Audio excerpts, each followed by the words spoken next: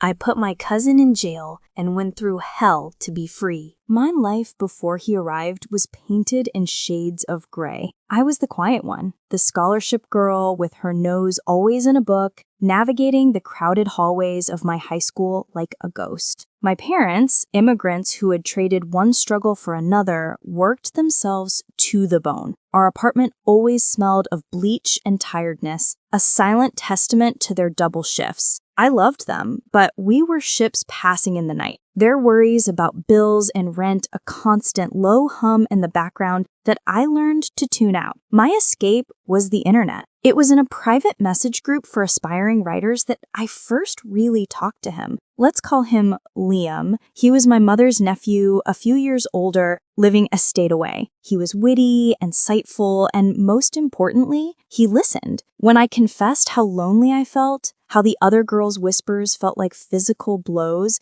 he didn't offer empty platitudes. "They're scared of your light," he wrote. "One day you're going to shine so brightly they'll have to look away." His words were a lifeline I didn't know I needed. He became my confidant, my digital safe space. I started to stand a little taller, my shoulders straightening. I mistook his intense interest for familial pride, the warmth in his messages for a cousin's affection. I was building a fortress of trust, brick by brick, with someone who was already plotting how to tear it down. The turning point was my high school graduation. The ceremony was a blur of blue gowns and triumphant music. I was heading to college in the fall, my golden ticket out. My parents, their faces etched with a pride that momentarily smoothed away the lines of exhaustion, had managed a small party at our home. The air was thick with the smell of roasted meat and laughter. And then he walked in. Liam. He'd driven hours as a surprise. He swept my mother into a hug, charmed my father with talk of sports, and presented me with a single stunning orchid. "For the graduate," he'd said, his smile not quite reaching his eyes. I was flushed with gratitude, blind to the calculation behind the gesture. Later, I slipped onto the fire escape for a moment of quiet. The city lights spread out below me like a promise. The metal was cool through my dress. The door creaked open behind me. It was him. The scent of his cologne mixed with the evening air, suddenly cloying. "Couldn't let you have all the quiet to yourself," he said, his voice a low murmur. He stood too close. "You know, you look different tonight, all grown up." The words hung in the air, heavy and wrong. My smile froze. Before I could move, before I could even process the shift, he closed the distance and kissed me. It wasn't gentle. It was a claim. His hands gripped my arms, pinning me against the railing. I was trapped, my mind screaming, my body a statue of shock. When he pulled back, he had the audacity to smile. "You know this feels too," he whispered. I shoved past him, my heart a wild drum against my ribs, and fled inside, leaving the orchid and my innocence on the rusted iron. When I choked out the story to my mother in the kitchen, her response was a bucket of ice water. "Oh, honey," she sighed, not looking up from the dishes. "He's just proud of you. Men get the wrong idea when they're emotional. Don't make a scene." In that moment, the foundation of my world didn't just crack, it turned to dust. The following week was a slow-motion nightmare. Every sound in the apartment, a floorboard creaking, the plumbing groaning, sent a jolt of pure adrenaline through me. I became a phantom in my own home, my world shrinking to the four walls of my bedroom. My mother's dismissal was a poison in the air between us. She'd hum while cooking, talking about my college fund, acting as if the violation on the fire escape had never happened. Her willful blindness was a deeper, more intimate betrayal than Liam's kiss. The hammer fell during a silent dinner. My father cleared his throat, pushing his peas around his plate. "Liam's had a bit of bad luck with his living situation back home," he announced, his eyes fixed on his food. "He's gonna stay in our spare room for a little while. Got a job lined up at the distribution center. The extra rent will help." My fork clattered against my plate. The air vanished from my lungs. I stared at my mother, my eyes screaming what my voice couldn't. You know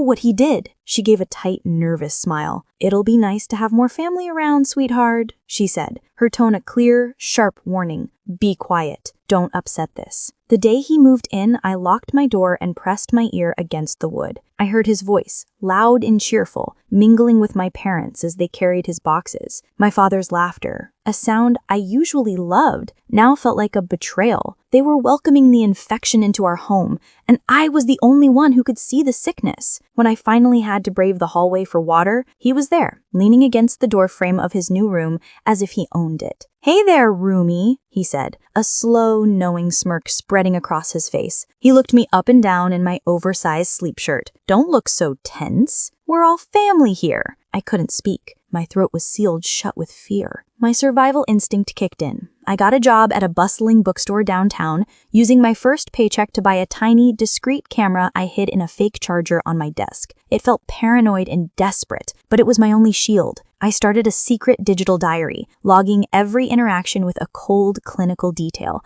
August 4th, bumped into me in the hallway, his hand lingering on my lower back. Said, "This place is too small for 2 grown-ups." August 7th, tried my bedroom door at 1:17 a.m. The handle jiggled twice before he walked away. The tension was a thick, suffocating fog. My mother would force us into family dinners, where Liam held court, telling loud stories about his new job. My father, relieved by the financial help, laughed along. I sat in silence, screaming on the inside, drowning in a sea of their collective denial. The breaking point came on a night my parents were both working late. I was in my room, the door locked and barricaded with a thick textbook, trying to lose myself in a novel. The smell hit me first, acrid, burning. Smoke. Panic propelled me to my feet. I yanked the door open to see a haze filling the hallway. Liam was in the kitchen, waving a towel at the shrieking smoke detector, a charred piece of toast smoking in the toaster. "Damn thing," he coughed, his eyes meeting mine. "Guess I can't cook." It was a ruse, a stupid, simple trap, and I had walked right into it. As I rushed to unplug the toaster, he moved, blocking the only path back to my room. The smirk was back. "Since you're up," he said, his voice dropping, "we should talk." The fear was no longer cold. It was a hot, sharp blade in my chest. He had me cornered. The air in the narrow hallway was thick with the smell of burnt bread and his cheap cologne. He stood between me and the safety of my room, his earlier feigned helplessness gone, replaced by a smug, territorial confidence. My heart was a frantic bird beating against the cage of my ribs. "I don't have anything to say to you," I managed, my voice a thin, reedy thing. "See, that's the problem," he sighed, taking a step closer.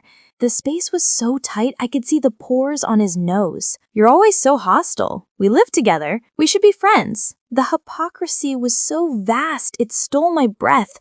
"After what you did, you call that being friends?" He had the gall to look wounded. "Look, about graduation night, I had a lot to drink. I got carried away. It was a stupid mistake. Can't we just forget it?" The word mistake was a match to the tinder of my rage. "A mistake?" The word exploded from me, louder than I intended. "You assaulted me. You pinned me against the railing." His face hardened in an instant. The friendly mask shattered. "Assaulted?" he sneered, a cruel, mocking laugh escaping him. "Don't be so dramatic. It was a kiss. You were leaning into it until you got cold feet." The rage was so potent it made my vision swim. "I am your cousin. I was 17. His eyes narrowed into dangerous slits. "You need to watch your mouth," he hissed, his voice low and venomous. "Who do you think they're going to believe? Me or some hysterical little girl who's jealous of the attention? Your own mother thinks you're making it up for drama." And that's when I remembered. My phone was in my pocket, the voice memo app. My fingers, slick with sweat, fumbled blindly, pressing against the screen. I prayed I'd hit record. "Or what?" I challenged,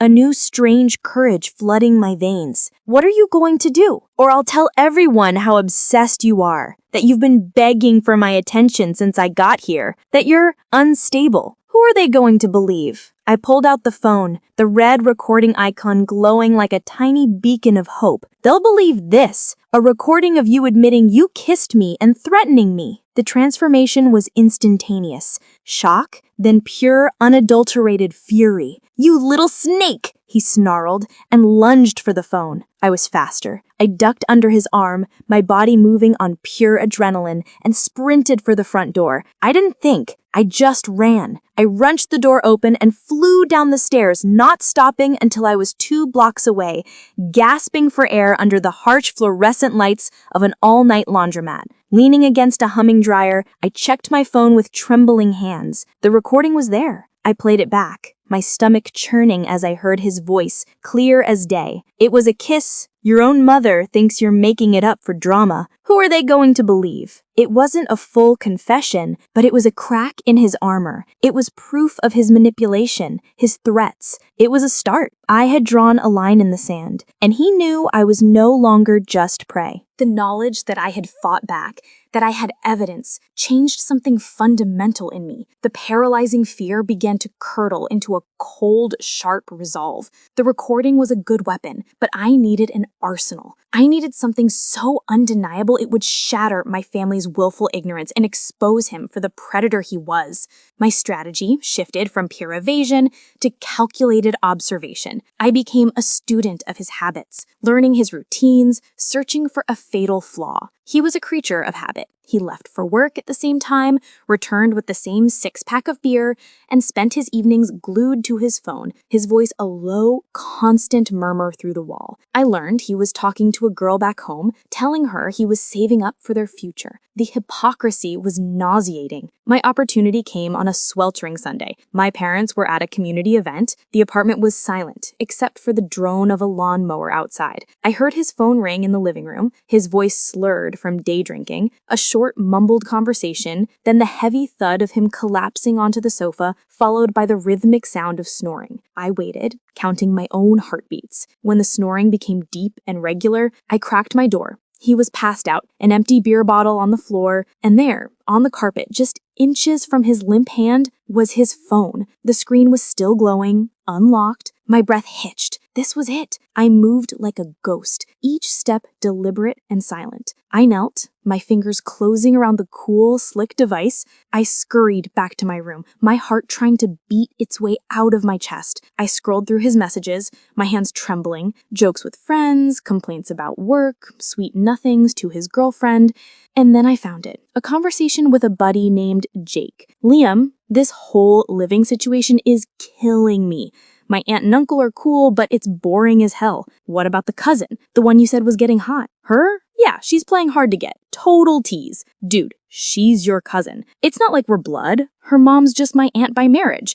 Besides, she wants it. She's just a drama queen. The words swam before my eyes. Not blood, drama queen. He was constructing an entire alternate reality, laying the groundwork to destroy my credibility. The cold, calculated lie was more terrifying than any outburst of rage. With shaking fingers, I took screenshots, making sure his number and the timestamps were clear. I emailed them to myself, proof, backup, and carefully wiped the phone clean before placing it back on the floor exactly as I found it. He never stirred. I now had his own words, in writing, proving his intent. The power shift was subtle, but I felt it in my bones. He was no longer the hunter, he was the one being hunted. Armed with the screenshots, a dangerous plan began to form. I needed to force his hand, to make him confess everything on the recording. I needed his voice admitting to the lie, to the manipulation. I decided to become the bait. I chose a Friday night. My parents were both working late. I waited until I heard the familiar hiss of a beer can opening,